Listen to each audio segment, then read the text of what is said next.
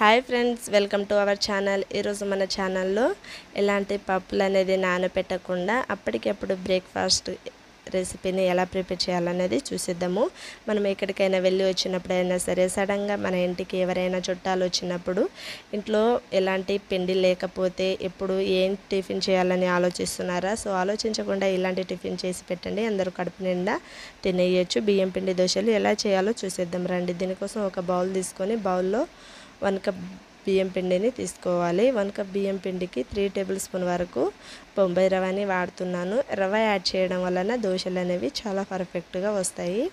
ఇలా 3 table spoon వరకు add చేసుకొని దీంట్లో సన్నగా తరిగి పెట్టుకున్న కొంచెం ఆనియన్స్, పచ్చిమిర్చి, క్యారెట్,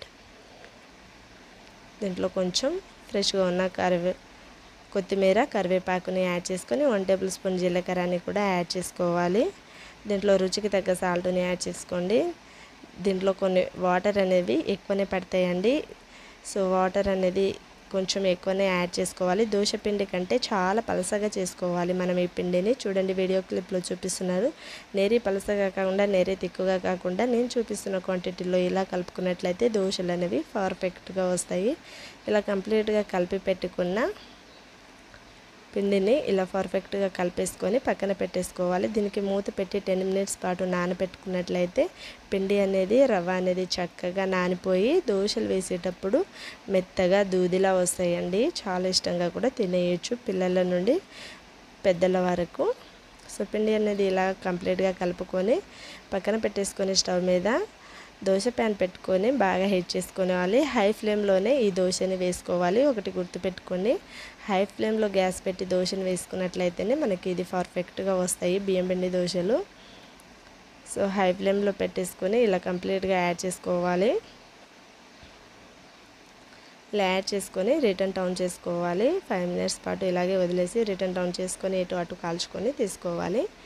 ఇలా కాల్చుకున్న దోశని తీసి ఒక ప్లేట్ తీసుకొని, సర్వింగ్ ప్లేట్ తీసుకొని సర్వ్ అవుట్ చేసుకోవాలి.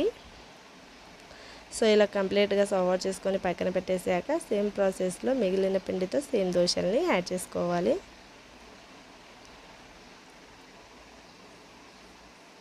ఇలా హై ఫ్లేమ్లో గ్యాస్ పెట్టి మాత్రమే మనం ఈ దోశలని ఫ్రై చేసుకోవాలి. అయితేనే మనకి ఇవి పర్ఫెక్ట్గా వస్తాయి ఫ్రెండ్స్. సో ఇలా కంప్లీట్గా ఫ్రై అయ్యాక వీటిని తీసి ఒక ప్లేట్లోకి యాడ్ చేసుకోవాలి. మనకి మిగిలిన పిండిని అన్ని దోశల్ని సేమ్ ప్రాసెస్లో వేసేసుకోవాలి.